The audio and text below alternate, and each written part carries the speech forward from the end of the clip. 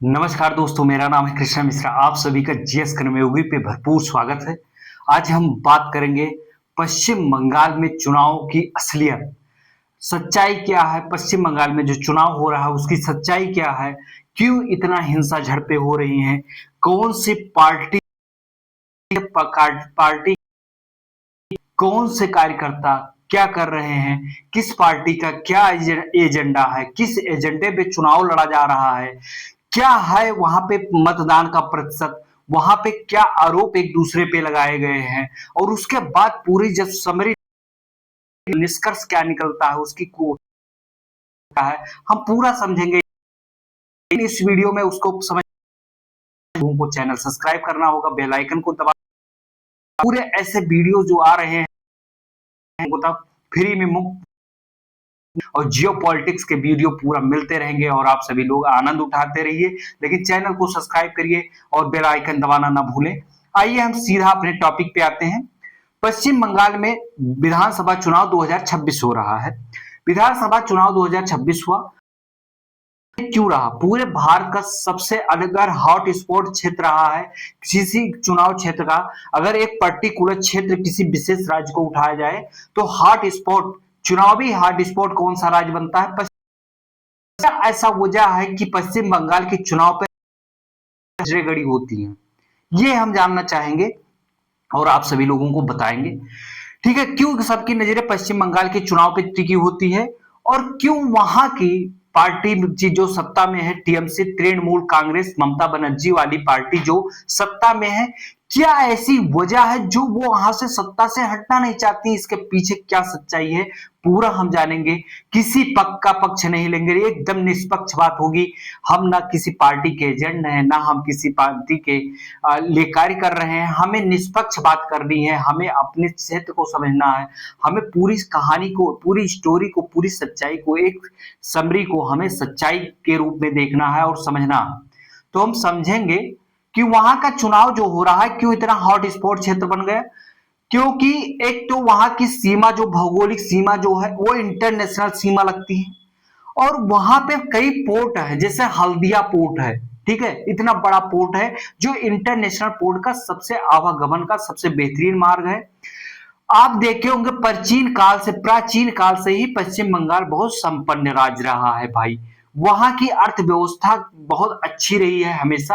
अंग्रेजों ने सबसे पहले अगर आके कहीं पे पूरे भारत का भ्रमण किया और उन्होंने अपना कहीं पे हब बनाया, अपने आप को कहीं पे एक जगह पे हब बनाकर और अपना शासन चलाया पूरे भारत में, तो पश्चिम बंगाल से। तब वो था क्या? बंगाल प्रेसिडेंसी था। तब वो उसका नाम बंगाल प्रेसिडेंसी था। तब बंगाल प्रेसिडेंसी में उस समय बिहार, उड़ीसा और असम और पूरा संपूर्ण पश्चिम बंगाल आता था। तो ये थी बंगाल प्रेसिडेंसी। उस समय जब ब्रिटिश राज करते थे उस समय सबसे बड़ी प्रेसिडेंसी कौन हुआ करती थी? पश्चिम बंगाल। पश्चिम बंगाल प्राचीन काल से ही वहां पे बुद्धिजीवी लोगों का जन्म हुआ और वहां के बुद्धिजीवी वर्गों ने इंटरनेशनल स्तर पर नाम किया, चाहे वो विवेकानंद स्वामी हो, चाहे वो स्वामी विवेकानंद हो, चाहे वो परमहंस जी हो, या फिर रविंद्रनाथ टैगोर जी हो जो नोबेल पुरस्कार विजेता थे, सुभाष चंद्र बोस जी हो, सत्येंद्र नाथ ठाकुर जी हो वहां पे। और धार्मिक मामला में हम देखेंगे तो वहां पे मां काली जी की पूजा होती है। लेकिन हमें अब किसी धर्म या किसी विशेष पे बात नहीं करनी है, हमें पश्चिम बंगाल के महत्वपूर्ण उसका भौगोलिक क्षेत्र एक तो सबसे इंपॉर्टेंट है, सबसे ज्यादा है भौगोलिक क्षेत्र। उसकी सीमा किस किस देश से लगती है? नेपाल से लगती है, भूटान से लगती है, म्यांमार से लगती है। ठीक है, भूटान से लगती है, बांग्लादेश से लगती है और इससे लगती है कि नेपाल से लगती है। ठीक है, म्यांमार से नहीं, सॉरी। ठीक है, भूटान से लगती है पश्चिम बंगाल की सीमा और नेपाल से लगती है और बांग्लादेश से लगती है। बांग्लादेश पहले जो है, अब वर्तमान बांग्लादेश, पहले पाकिस्तान हुआ करता था। पाकिस्तान जब बंटवारा हुआ तो पूर्वी पाकिस्तान और पश्चिमी पाकिस्तान दो हिस्सों में बटा हुआ था, आप सभी को पता होगा। जब ये पश्चिम बंगाल को भारत की सरकार ने बहुत पुरजोर किया, भारत के सहयोग से जो पश्चिम बांग्लादेश देश बना वो भारत का बहुत बड़ा सहयोग रहा है। वो बांग्लादेश देश बना, लेकिन उसकी अंतरराष्ट्रीय सीमा जो लगती है इसके वजह से बांग्लादेश की वजह से बहुत हॉट स्पॉट बन जाता है और चर्चा में रहता है, क्योंकि बांग्लादेशी घुसपैठिया वहां पहले आया करते थे, अब भी आया करते हैं। सरकार बार बार समय समय पे बांग्लादेशियों को बांग्लादेश से निकालते रहती है, और रोहिंग्या म्यांमार के रोहिंग्या भी वहां आकर बस गए थे, तो उनको भी समय समय पर सरकार निकालने का कार्य करती है। ठीक है, फिर हम आते हैं वहां के असली चुनावी मुद्दे पे क्यों ऐसा हुआ। एक तो सबसे पहले महत्वपूर्ण हो जाता है क्योंकि पश्चिम बंगाल में लोकसभा सीटें जो टोटल है वो 42 है। लोकसभा मेंबर सब लोग जो हर पार्टी चाहती है कि केंद्र में उसकी सरकार बने, चाहे जो पार्टी हो, चाहे वो क्षेत्रीय पार्टी हो, चाहे वो नेशनल पार्टी हो, हर सरकार चाहती है हमारी सरकार कहां पे बने, केंद्र में बने। तो जब राज्य में आपकी सरकार बनेगी, आप राज्य में सरकार बना लेंगे, तो आप अपने मर्जी से और जहां जिसकी नीड होगी, जिस क्षेत्र की जो नीड होगी, आवश्यकता होगी, उसको आप पूरा करेंगे। अगर राज्य सरकार बना लेते हैं तो राज्य की विषयों पे काम करेंगे और वहां की जनता को संपन्नता करें पहुंचाएंगे, और वहां की राज्य को हर एक योजनाओं का डायरेक्ट लाभ पहुंचा सकेंगे। तो जब वहां की योजनाओं का लाभ जनता उठाएगी तो वो लोकसभा में भी आपको वोट देगी। तो सबसे बड़ा इंपॉर्टेंट हो जाता है कि वहां की विधानसभा में आकर के और 42 सीटें जो हैं लोकसभा की, उनपे भी जीत हासिल की जाए, इसलिए बहुत महत्वपूर्ण हो जाता है पश्चिम बंगाल का चुनाव। तो हम अब पश्चिम बंगाल के पूरे चुनाव की घटना के बारे में जानते हैं। थोड़ा हम देखते हैं डेट कब से उसकी है। पश्चिम बंगाल चुनाव का प्रथम चरण हो गया चुनाव का, इसके बाद हमें लगा कि अब समझना उचित है। उसके बाद एक फाइनली जब काउंटिंग हो जाएगी उसके बाद हम वीडियो लाएंगे जिसकी सरकार बनेगी, फिर सब रखेंगे सबके एजेंडे, कौन से मुद्दे पर किसने सरकार बनाई वो सब बात करेंगे। पश्चिम बंगाल इस समय 2026 विधानसभा चुनाव चल रहा है और पूरे चरण सीमा पे पहुंच गया है चुनाव। एक चरण का जो है वोटिंग हो भी चुकी है और दूसरे चरण की जो वोटिंग बाकी है। राज्य में राजनीतिक हिंसा आरोप प्रत्यारोप के चल रहे हैं और ध्रुवीकरण की एक लंबी और कड़वी कहानी हम प्रस्तुत करेंगे आपके सामने। ठीक है, हम जानते हैं चुनावी समय सीमा को देखेंगे। चुनावी समय सीमा कितनी है, कब से कब तक है, मतदान का स्तर क्या है। पश्चिम बंगाल में लोकसभा की टोटल 42 सीटें हैं, विधानसभा की 294 सीटें हैं। मुख्य रूप से 2 चरणों में चुनाव करवाने के लिए चुनाव आयोग ने इसका निर्णय लिया था, जो कि पहले चरण का संपन्न हो गया। पहला चरण का चुनाव 23 अप्रैल को 152 सीटों पे संपन्न हुआ। चुनाव कितने सीटों पे, 152 सीटों पे। दूसरा चरण का चुनाव सीटें बच जाती हैं उस सीटों पे, वहां फिर नतीजे जो परिणाम आने हो 4 मई 2026 को वहां के परिणाम आएंगे। पहले चरण में पश्चिम बंगाल में जब से ये हुआ है, क्या कहते हैं, पश्चिम बंगाल में चुनाव के मतदान के बारे में हम जानेंगे। पहले हमें लोग घरों से बाहर निकल के आए हैं भाई। पहले चरण के मतदान का स्तर आप देखेंगे तो चौंक जाएंगे आपके कि देखिए कितने लोग वहां के एक्टिव हैं, कितना जागरूक है, हर लोगों को लोकतंत्र पे कितना भरोसा है। क्योंकि वहां के लोग चुनाव आयोग के पहले चरण के अनुसार, पहले चरण का जो टोटल चुनाव आयोग ने अपना रिपोर्ट दिया उसके अनुसार 92.35% यानी कि रिकॉर्ड मतदान पड़ा है। हम बता रहे 92.35% वहां के पहले चरण में रिकॉर्ड मतदान दर्ज किया गया है। ठीक है, जब से SCR हुआ है, ठीक है, वहां पे सॉरी गलत बोल गए 92% मतदान दर्ज किया गया। इससे पता चलता है लोग घरों से बाहर निकल के वहां पे अपना हक दिखाने आगे कि ये मेरा हक है और सरकार को चुनना मेरा हक है। इससे पता चलता है कि लोग वहां के कितने एक्टिव है और लोकतंत्र पे कितना ज्यादा भरोसा है। ठीक है, विशेष रूप से दक्षिण दिनाज का अगर रिकॉर्ड आया तो 95.22% आया, यानी कि 95% 22%। कूच बिहार का 95.17% यानी कि 95.17% मतदान का बेहद ऊंचा स्तर रहा है। हिंसा और कड़वी हकीकत को भी हम जान लेते हैं, हिंसा क्यों हुआ है। पश्चिम बंगाल के चुनाव में ये पहली बार नहीं हो रहा है 2026 में। पश्चिम बंगाल के चुनाव का राजनीतिक इतिहास हम बताते हैं। पश्चिम बंगाल का चुनाव में इससे पहले जब सरकार थी किसकी, कांग्रेस की, तब उनकी सरकार को गिराने के लिए जब उनकी कांग्रेस की सरकार को गिराने के लिए जो पार्टी सत्ता में आई उसने भी तब भी बहुत हिंसा झड़पें हुई थी। उसके बाद जब जगदीश चंद्र बसु सरकार में आए तब भी बहुत हिंसा झड़पें हुई। वो आए, जगदीश चंद्र बसु को वहां से हटाने के लिए, फिर जगदीश चंद्र बसु या मैं नाम उनका भूल रहा, फिर बसु की सरकार को हटाने के लिए टीएमसी की ममता बनर्जी भी जब से आई तब से उनके खिलाफ बहुत धरना प्रदर्शन किए। जब धरना प्रदर्शन होता है और फिर उग्र होती है जनता तो वहां पे हिंसा झड़पें होती हैं। इन्होंने खूब अपना जितना हो सकता था धरना प्रदर्शन किया, वहां की सत्ता में आए और सत्ता को इन्होंने हथिया लिया। और सत्ता में जब से आई तब से इनकी चुनाव इनसे होता है सीधा कांग्रेस और भारतीय जनता पार्टी से होता है, नेशनल कांग्रेस से होता है और भारतीय जनता पार्टी से होता है। वहां की एक पार्टी है कम्युनिस्ट पार्टी और उससे भी होता है। ठीक है, तो इनकी जो है वहां पे हिंसा झड़पें हो जाती है। जो समर्थक हो कट्टर समर्थक होते हैं और आपस में एक दूसरे से लड़ जाते हैं। फिर ठीक है, हम आते हैं पहले चरण के फिर हम मुर्शिदाबाद का टकराव जानेंगे। पहले चरण के दौरान मुर्शिदाबाद के नवोदा क्षेत्र में तृणमूल कांग्रेस टीएमसी और आम जनता उन्नयन पार्टी ये जेयूपी ठीक है समर्थकों के बीच हिंसा झड़पें हुई, क्योंकि ये कट्टर समर्थक हैं। पत्थरबाजी हुई, वाहनों को तोड़फोड़ हुआ, बमबाजी की खबरें आई, जिसके बाद पुलिस को लाठीचार्ज करने के लिए मजबूर होना पड़ा। मुर्शिदाबाद का टकराव पहले चरण के दौरान मुर्शिदाबाद का हो ही गया।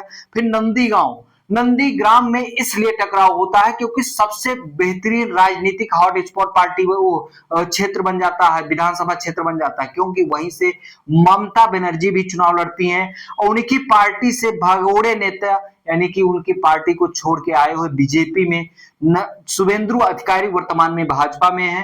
तो ये एक दूसरे के जब सामने लड़ते हैं तो एक दूसरे की कमियां जानते हैं, एक दूसरे की हर एक सच्चाई जानते हैं। तो इन दोनों के बीच जो है हिंसा झड़पे, समर्थकों के बीच हिंसा झड़पें हुई। नंदीग्राम में हमेशा की तरह हॉट स्पॉट बना हुआ है। यहाँ भाजपा और टीएमसी कार्यकर्ताओं के बीच झड़पों की खबरें बहुत तेजी से सामने आती है और हर बार आती रही हैं।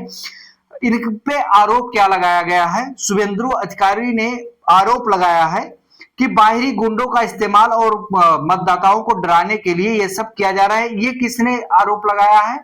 ठीक है, शुभेंदु अधिकारी ने आरोप लगाया है। फिर बूथ कैप्चरिंग और धांधली का विपक्षी दल जैसे बीजेपी, लेफ्ट, कांग्रेस ने आरोप लगाया है।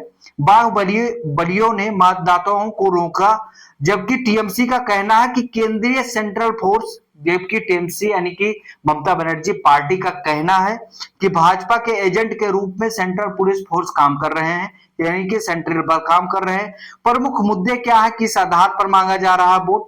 हम पहले मुद्दा एजेंडा जानते हैं, हम ये नहीं जानते कौन सी पार्टी क्या कर रही है, किसके ऊपर क्या आरोप प्रत्यारोप लगा रही है, बस उतना समझना था। ज्यादा हम लोगों का किसी के पार्टी के समर्थक तो है नहीं। फिर हम आते हैं घोषणा पत्र को जानते हैं। टीएमसी के तृणमूल कांग्रेस यानी कि ममता बनर्जी पार्टी ने किस आधार पर चुनाव लड़ा है, घोषणा पत्र को समझते हैं। ममता बनर्जी की सरकार अपनी लोक कल्याणकारी योजनाओं जैसी लक्ष्मी भंडार, महिलाओं के लिए वित्तीय सहायता और नई बंगलार युवा साथी योजना, बेरोजगार जिस बंगलार युवा साथी योजना के तहत बेरोजगारों को 1500 रुपए प्रतिमाह भत्ता दिया जाता है का भरोसा दिया है। उनका मुख्य मुद्दा बंगाली अस्मिता और केंद्र के द्वारा फंड को रोकने का विरोध है। ठीक है, फिर बीजेपी का क्या पूरा एजेंडा है? हम बीजेपी भारतीय जनता पार्टी का पूरा एजेंडा जानते हैं। भाजपा का पूरा अभियान है भ्रष्टाचार मुक्त भ्रष्टाचार मुक्त पश्चिम बंगाल, कट मनी यानी कमीशन खोरी के एकदम से खत्म कर देंगे, जिसके खिलाफ ये चुनाव लड़ रहे हैं। और बीजेपी भारतीय जनता पार्टी के और भी एजेंडे हैं, जैसे कि समान नागरिक संहिता यूसीसी लागू करने, घुसपैठियों को रोकने, जैसे हमने बताया रोहिंग्या वहां पे समय समय पर आकर बसते हैं और बांग्लादेश से भी बांग्लादेशी घुसपैठिया भी आके पश्चिम बंगाल में बस गए हैं, तो उनको कहा हम घुसपैठियों को रोकेंगे। महिलाओं के लिए 3000 प्रतिमाह की सहायता देंगे, 33% आरक्षण का वादा भी किया है। वामपंथ और कांग्रेस के मुख्य मुद्दे क्या है, हम इनके भी जान लेते हैं। ये दल मुख्य रूप से स्थायी नौकरी और महंगाई को मुद्दा बनाए हैं। इनका क्या कहना है कि हम नौकरी सभी को देंगे और महंगाई को कम करेंगे। ये उन्होंने मुफ्त बिजली यानी कि 100 यूनिट तक शहरी रोजगार गारंटी का वादा किया है। आरोप और प्रत्यारोप के दौर में हम आते हैं क्या आरोप और प्रत्यारोप एक दूसरे पे लगाया जा रहा है। टीएमसी का आरोप है, ममता बनर्जी की पार्टी का कहना है कि भाजपा ईडी और सीबीआई जैसे केंद्रीय एजेंसियों का इस्तेमाल करके उनके नेताओं को डरा रही है। उन्होंने चुनाव आयोग की निष्पक्षता पर भी सवाल उठाए हैं। टीएमसी ये लोकसभा में निष्पक्षता पर भी सवाल उठाए थे और टीएमसी की कार्यकर्ता जो अध्यक्षा है, ठीक है, ममता बनर्जी ने वो चुनाव आयोग पर विधानसभा में भी जो क्या कहते हैं सवाल उठाए हैं। बीजेपी का आरोप है, शुभेंदु अधिकारी और अन्य भाजपा नेताओं ने क्या आरोप लगाया हम ये भी जान लेते हैं कि बंगाल में लोकतंत्र खत्म हो चुका है, इनका कहने का मतलब है। उन्होंने कहा कि टीएमसी सरकार अपराधियों को संरक्षण दे रही है और चुनाव में धांधली करने के लिए गुंडागर्दी का सहारा ले रही है, इन्होंने ऐसा कहा। फिर हम आइए जानते हैं आई पैक विवाद, ठीक है। हाल ही में चुनावी रणनीतिकार संस्था आई पैक पर छापेमारी को लेकर भी काफी बवाल हुआ, जिसे टीएमसी ने राजनीतिक बदले की कार्रवाई कहा। अब हम जानते हैं ये सच्चाई क्या है, निष्कर्ष क्या निकलता है। यहाँ पे भाई लड़ाई किसके बीच है?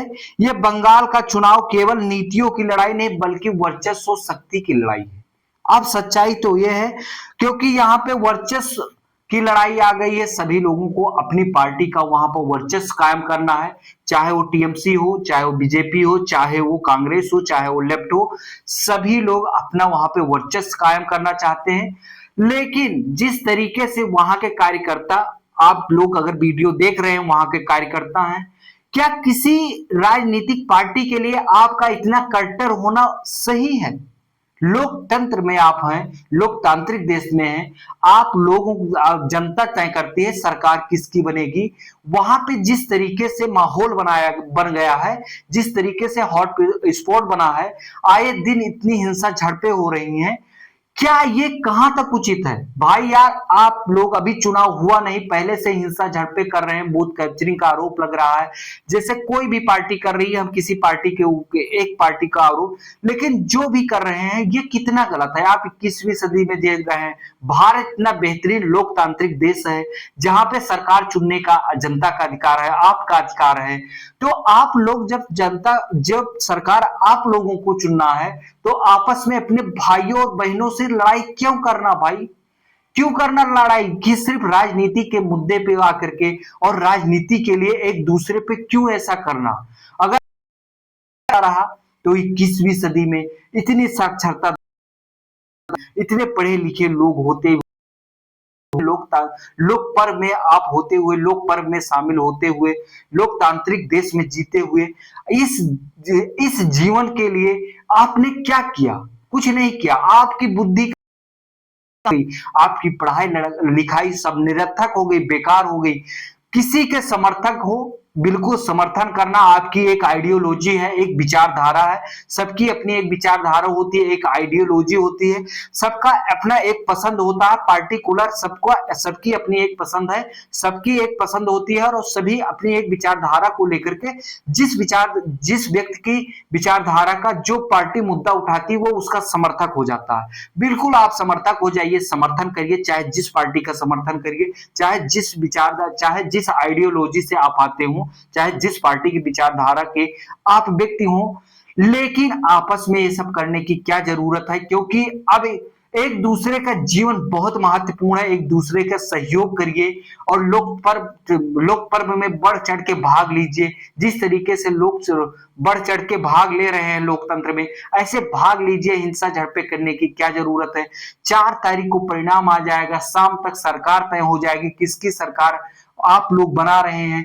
तो इस तरीके से जीवन को अपने सरल बनाइए, उसको और कठिन और जटिल ना बनाइए, ठीक है?